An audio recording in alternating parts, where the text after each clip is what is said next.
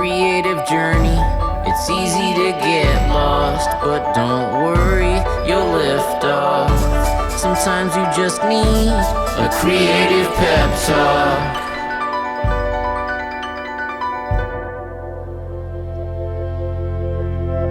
Hey, you're listening to the Creative Pep Talk podcast. I'm your host, Andy J. Pizza. Have you ever heard anyone say that being in the zone creatively or athletically or mentally is the peak human experience? When I first heard this idea that zone or flow state was kind of the secret to ultimate happiness, I instantly leaned in to hear like, okay, if that's true, I like being happy. Tell me how to achieve it. They'd be like, simple. It's about doing things that are a balance of challenge and mastery. It's the sweet spot of those two things. Now, challenges, as someone with ADHD, pretty much every single thing in my life is a challenge. So they're all over the place. Not hard to find at all. Flip on the news, open your phone, go to pretty much any room in my house. You know, I've got 2 dogs and 3 kids. There's challenges all over the place. I know where to find those. But as I looked for mastery, I found that this idea just really made me feel disheartened, because you've probably heard it by now. It's called the 10,000 hour rule. And it's this proposition that it requires 10,000 hours of the right kind of practice to master a skill. So look, I'm no mathematician, but I started working it out, all right? So if happiness equals flow, and flow equals mastery, and mastery equals 10,000 hours of practice, peak happiness is only 10,000 hours away. That doesn't sound too bad, but if you start breaking it down, look, I know if A equals B and B equals C and C equals D, then A also equals D. And I'm pretty sure the equation I calculated next is as depressing as the math made it seem, because if you work on that skill you're trying to master, and it takes 10,000 hours to reach flow, all you need to do is practice 2 hours a day, 5 days a week for 19 years. Now talk about a get happy quick scheme. 19 years and you're gonna be, having a smile on your face. But luckily, if you're sitting on a huge mountain of cash and you have all the time in the world, you could practice 5 hours a day every weekday, and happiness will only take you 7.5 years to finally taste. Oh, and don't forget, you need a private tutor, because the practice has to be exactly right. So that pile of cash also comes in handy in that case as well. Just very depressing. Just accept it. You'll never know what true joy is. Just forget it. Most of us will never master anything. But then again, how is it that kind of flow they describe that produces the most creative results in a way where the work almost kind of creates itself? How is it that it can take 19 years to reach that, but then also that kind of work could be made by a teenager? Like, it just doesn't add up. There are 18-year-olds who have written legendary hit songs that they say were channeled through them, where they lost themselves in that flow state. How could that be possible if it takes 19 years to get there? Like, what if there's more to this depressing equation than we are realizing? What if this 19-year path to joy wasn't actually no joy and then a huge pile of it? What if it's actually littered with breadcrumbs of joy? The kind of breadcrumbs that make you happy to be alive, that taste so good. This is like everything bagel breadcrumbs, man, or French baguette from Paris. These are good, joyful breadcrumbs that line the path of flow and bring you joy if you know how to find them. If you want to be more creative and you want to create with mastery and be more excited about what you're making, this episode is for you. But before we get into that, just a really quick word from our sponsors.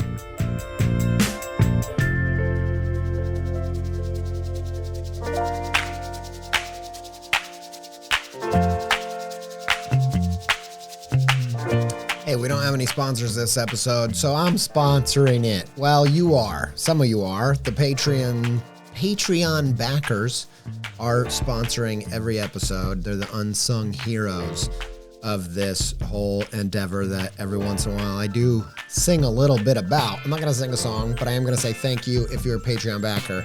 And I just want to say a few bits and pieces.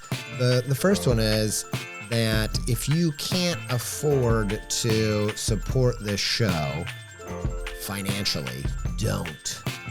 I make this show to help creators, not hurt them, not take advantage of them. But if you have a few bucks to spare, if you can spare $1 an episode or a few bucks an episode, it goes a long way, and it made getting this far possible, and I really appreciate it.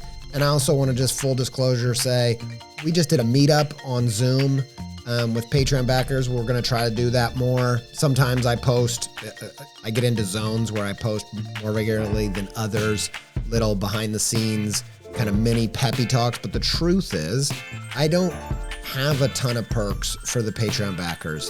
The Patreon really exists to allow people who want to support the show.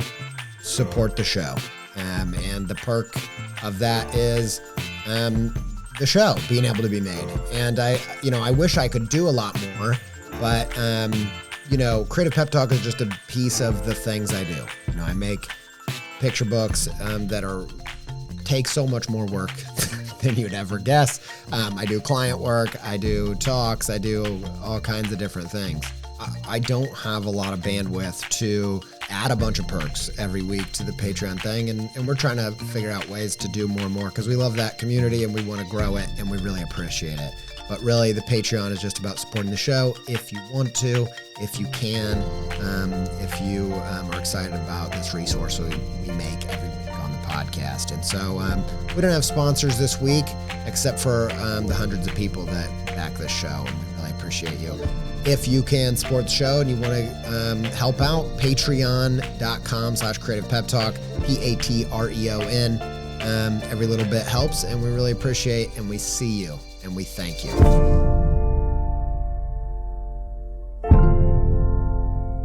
Chapter 1, quit trying to master your medium.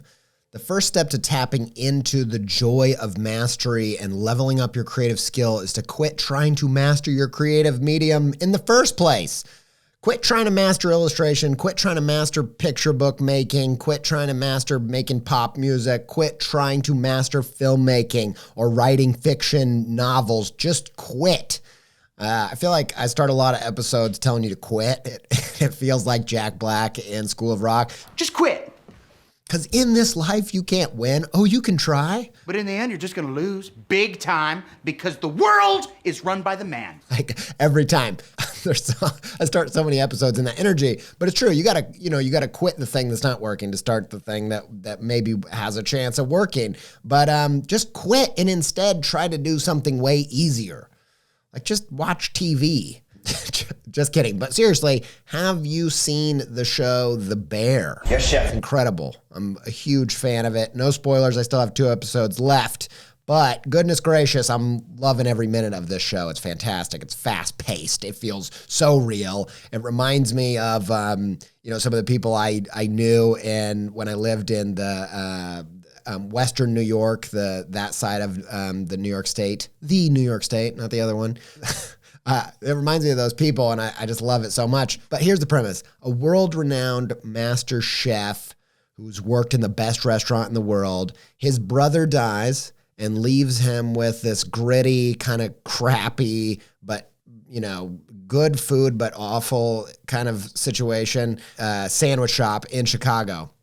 And that chef decides to try and save the sandwich shop and kind of elevate it and make it something amazing, to try to deal with the loss of his brother. I love the show. It's very real, very fast-paced. It's hilarious, and it makes you love food and cooking like a good food-oriented show does. I'm sure that there will be lots of future chefs that point to this show as the thing that made them fall in love with the highs and lows and chaos and bliss of working in a kitchen. Yes, yes. But I can't imagine that there are very many people that when they're watching this show and they get to the episode where they're talking about this elaborate plum dish that the chef made in this super fancy best kitchen in the world, and thought, you know what, I'm going to go in the kitchen and rustle up this plum dish because it just sounds impossible. Like it takes a team of chefs working day and night, stirring the sauce, congealing the plum just right, and it rarely works. Like all of this stuff, like an insane thing to master. It's that kind of thing that's going to take the 19-year, 10,000-hour journey to master. You don't watch that and think, you know what, I'm going to go try to go do that. No, you watch it and you think, those sandwiches look pretty dang tasty. I bet I could make something similar. You get inspired to go make something better, make a sandwich that's a little bit better than the sandwich that you made the night before when you watch something like that. And you make a sandwich that tastes just, 30% better than the one that you made the night before, and you feel a little bit of joy. Joy in the process, joy in the creation. There's crumbs of joy along the path of mastery. So, why is it that in some creative fields, we only shoot for that impossible plum dish? Like, why in the world, when we approach drawing, I feel like so many people that start drawing want to draw people realistically. Or when they're learning a new language, they're shooting for total fluency. Or if you're into filmmaking, you want to shoot for a feature-length film and nothing else will satisfy. And I'm proud to say that my journey to be a professional illustrator didn't start with an attempt to master realistic drawing, but mastering the art of drawing one big oval, two little ovals next to it, connected on either side, one rectangle on top, and then a half semicircle on top of that rectangle with two little eyes in the middle. Now, this is a podcast, and there's just no way you can follow that kind of ridiculous visual instruction. But let me give you what's behind the curtain. It's a picture-perfect drawing of the head of a Ninja Turtle with just a few lines, okay? And when my cousin taught me how to draw this simple but deeply satisfying way to draw Ninja Turtles that looked fantastic in a matter of seconds, I mastered that in seconds, and I drew that for years. And I got joy out of it for years. Now, that is taking the 10,000-hour rule and flipping it on its Ninja Turtle head. Cowabunga. Huh? Instead of taking years to master something you can do in seconds, I mastered something in seconds that brought me joy for years. And as silly as it sounds, my journey to where I'm at now, doing whatever this is, making kids' books and working with clients and podcasts and all this kind of stuff, has been a series of delicious little simple turtle head moments all strung together. Like after the Ninja Turtle trick, I moved on to something much more impressive, much more elegant and dynamic. Yes, it was that angular S thing that all the 90s kids were drawing. You've seen it a million times. It gets tagged all over the place, this like very straight edge pointy S. And then I went on to this dimensional uppercase Nike N that my friend showed me how to make. It was, oh man, I got so much joy out of that. And the point I'm trying to make is you don't need to wait 10,000 hours for happiness. The next bit of happiness and flow is just one step ahead. As we have explored in the past from the work of Mihai Csikszentmihalyi and his book Flow, the flow state is found at that perfect balance of challenge and mastery.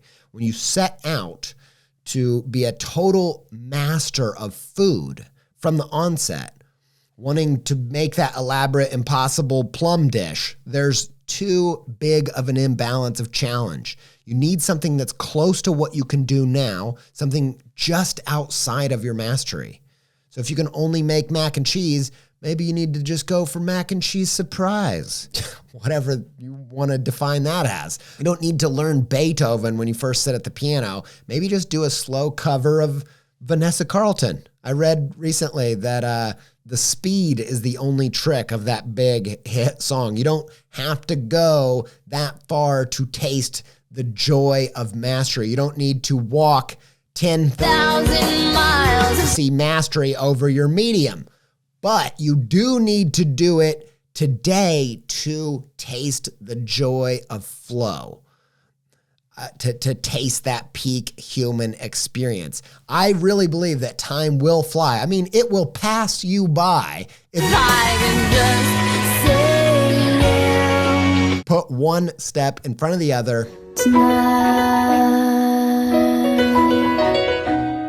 and quit trying to master illustration and just master color. Quit trying to master music or even pop music and just try to master the art of making a killer 3-second intro. It's true. When I'm working on a skill or in a skill that I've been doing for 10 years, I get a dose of flow state that is stronger than it's ever been. Like it compounds with time. The more mastery and the bigger challenge, the bigger dose of flow and joy when I can find my way into it. And in that way, it's great in that skills are like the opposite of a drug addiction. Like instead of tolerance and the joy getting smaller and smaller, if you get more masterful and you keep accepting just a little bit bigger challenge and a little bit bigger challenge, that joy actually compounds and increases and widens. But even better news than that, I can look back and see that I got a little bit of that same type of joy every time I drew that little Michelangelo Ninja Turtle head. Not Michelangelo Sistine Chapel, okay? Like I'll probably never, I'm not gonna say probably, I'll never get to anything like that. I don't have that talent and I'm not on that path. But here's what I want to ask you. What is the next Ninja Turtle head on your path? Like that's a great quote to letter. It's very, very profound. Put that in amazing swashy lettering. What's the next Ninja Turtle head on your path? It sounds like you're kind of the anti-hero, multiversal version of Shredder from Teenage Mutant Ninja Turtles, and you're going around, he's the hero of the movie. He's going around collecting Ninja Turtle heads for his wall. That's you. But those Ninja Turtle heads are metaphorical, and they're just skills. But seriously, what would it look like if you quit trying to either never challenge yourself and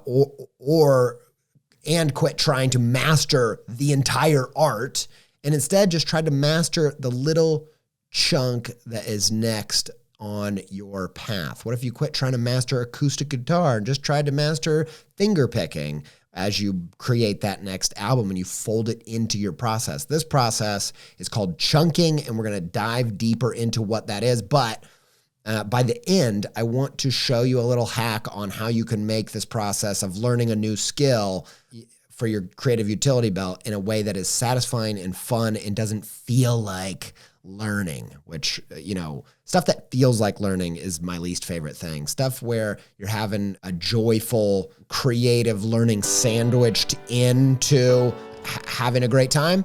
Love it. That's what we're going to talk about.